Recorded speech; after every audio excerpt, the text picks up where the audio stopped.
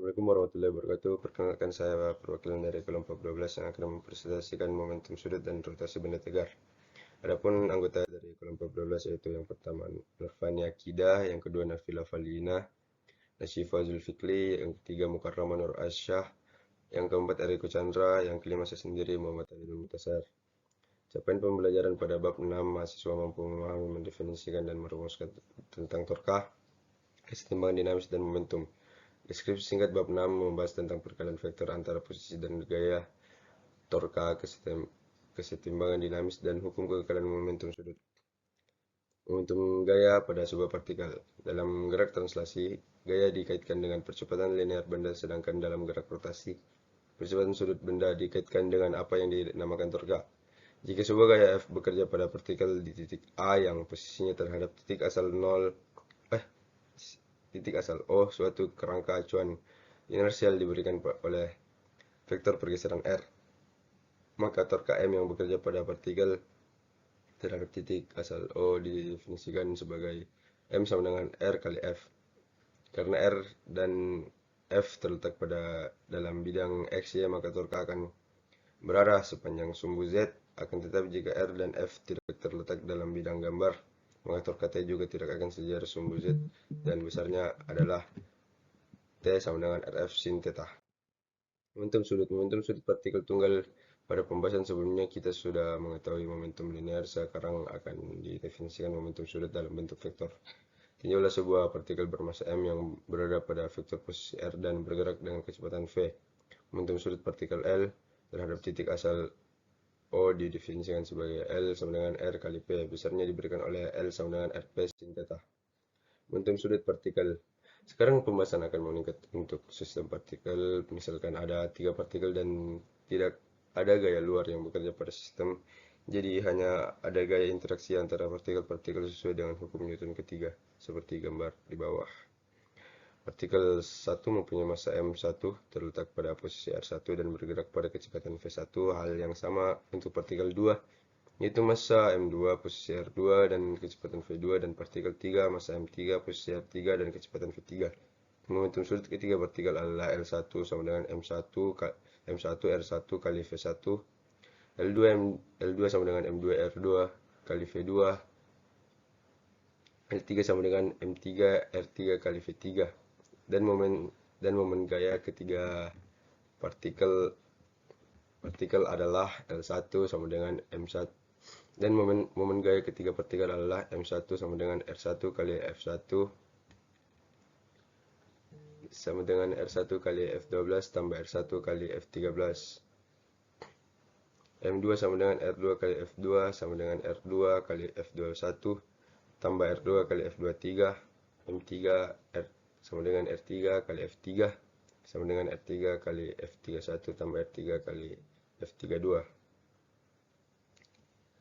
Dan dalam bentuk perubahan momentum sudut terhadap waktu untuk ketiga partikel adalah M1 sama dengan dl1 per dt, M2 sama dengan dl2 per dt, M3 sama dengan dl3 per dt, atau M1 tambah M2 tambah M3 sama dengan D per dt dalam kurung L1 tambah L2 tambah L3.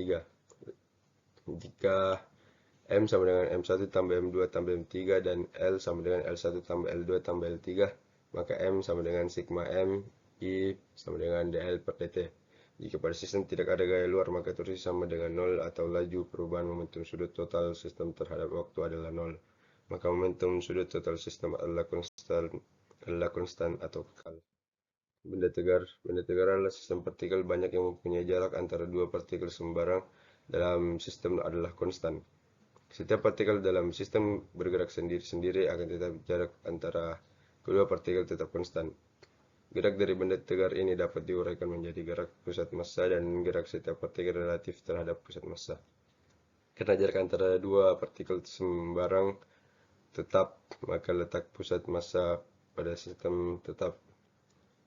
Jadi pusat massa akan berada dalam keadaan diam atau bergerak lurus beraturan jika resultan gaya luar yang bekerja pada sistem adalah 0. Keseimbangan benda tegar. Sebuah benda tegar berada dalam keadaan seimbang mekanik bila suatu kerangka acuan inersial jika percepatan linear pusat massanya A PM sama dengan 0. Percepatan sudutnya alfa mengelilingi suatu sumbu tetap dalam kerangka acuan ini sama dengan 0. Gerak translasi suatu benda tegar bermassa M ditentukan oleh persamaan F luar sama dengan M A Cm, dengan F luar adalah jumlah vektor dari semua gaya yang bergerak pada sistem. Karena syarat untuk keadaan seimbang A Cm sama dengan 0, maka resultan gaya yang bekerja pada benda sama dengan 0, yakni F sama dengan F1 tambah F2 tambah F3 tambah titik tambah Fn sama dengan 0. Dan untuk syarat yang kedua yaitu alfa sama dengan 0, maka dapat dituliskan bahwa jumlah vektor semua momen gaya luar yang bekerja pada sistem dalam keadaan seimbang sama dengan 0, yakni M sama dengan M1 tambah M2 tambah M3 tambah titik tambah Mn sama dengan 0. Momentum sudut benda tegar. Misalkan kita mempunyai 3 partikel yang membentuk suatu benda tegar. Partikel 1 mempunyai massa M1 terletak pada posisi R1 dan bergerak dengan kecepatan V1. Jika benda tegar tersebut mempunyai kecepatan sudut W, maka V sama dengan W X R1, sehingga momentum sudut partikel 1 terhadap titik 0 diberikan sebagai seperti gambar di bawah. L1 sama dengan R1 kali P1 sama dengan M1 R1 kali V1 sama dengan M1 R1 kali W1 kali R1. Dengan menggunakan persamaan berikut, L1 kali W1 kali R1 sama dengan W1 R1 kurang R1 kurang W1 kurang R1 kali R1. Dan pusat dari R terletak pada bidang gerak lingkar, maka R1 kali W sama dengan R1 W cos 90 sama dengan 0. R1 X W1 kali R1 sama dengan R1 pangkat 2 W, sehingga momentum sudut partikel pertama dapat ditulis sebagai L1 sama dengan M1 R1 pangkat 2 W. Dengan cara yang sama kita dapatkan L2 sama dengan M2 R2 pangkat 2 W, L3 sama dengan M3 R3 pangkat 2 W. Dan momentum sudut total adalah L sama dengan L1 tambah L2 tambah L3 sama dengan M1 R1 pangkat 2 tambah M1 R2 pangkat R1 pangkat 2 tambah M1 R1 pangkat 2 W. Besarnya adalah L sama dengan M1 R1 pangkat 2 tambah M2 R2 pangkat 2 tambah M3 R3 pangkat 2 sama dengan sigma MI RI pangkat 2. Momen inersia untuk beberapa bentuk benda tegar. Yang pertama, batang dengan panjang L dan massa M berputar pada suatu di tengah batang S. Distribusi massa pada batang adalah kontinu dan serba sama. Jadi massa persatuan panjang P adalah konstan elemen. Massa dm yang terletak pada jarak X dari sumbu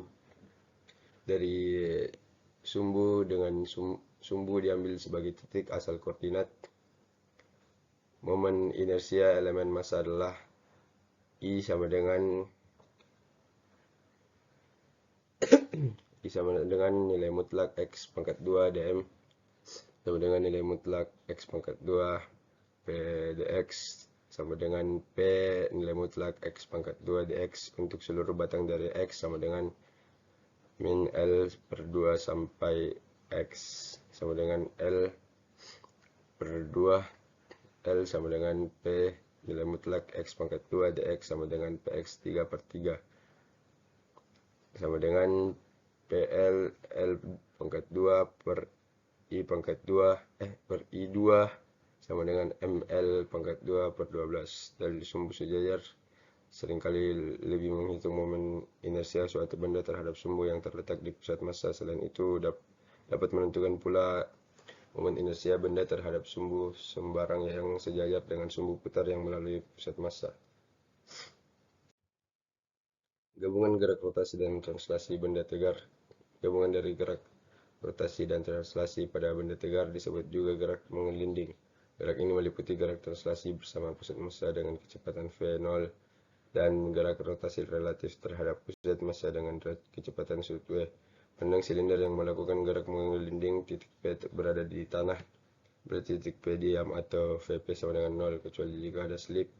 Vp adalah resultan kecepatan pusat massa V0 dengan kecepatan tangensial VR sama dengan WR dengan arah yang berlawanan dengan V0. Jadi VP sama dengan V0 kurang WR sama dengan 0, sehingga V0 sama dengan WR atau kecepatan gerak pusat massa sama dengan kecepatan tangensial pinggir silinder jika hanya ada gerak rotasi saja.